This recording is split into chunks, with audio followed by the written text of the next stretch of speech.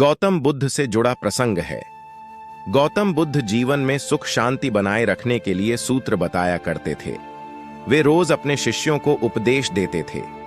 काफी लोग उनकी बातें सुनते थे। इस वजह से लोगों की उनके लिए आस्था थी। एक बूढ़ी महिला गौतम बुद्ध को बहुत मानती थी। एक दिन उसके बेटे की मृत्यु हो गई। बेटे की मृत्यु पर मां बहुत दुखी थी। वह तुरंत ही गौतम बुद्ध के पास पहुंची और पूरी बात बताई। महिला ने कहा कि आप मेरे बेटे को फिर से जिंदा कर दीजिए। महिला बुद्ध को भगवान मानती थी। उसे लगता था कि वे उसके बेटे को जीवन दान दे सकते हैं।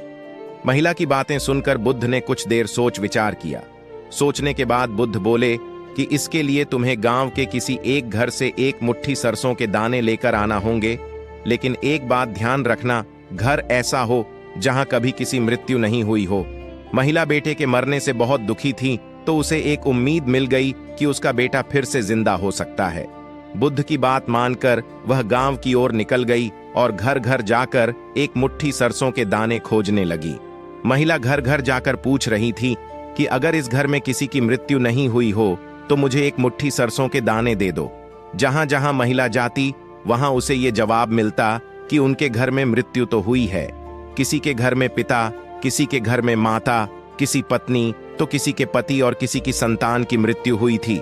पूरे गांव के एक एक घर में महिला ने सरसों के दाने मांगे, लेकिन सफलता नहीं मिली। अंत में उसे समझ आ गया कि बुद्ध ने उसे ऐसा करने के लिए क्यों कहा है।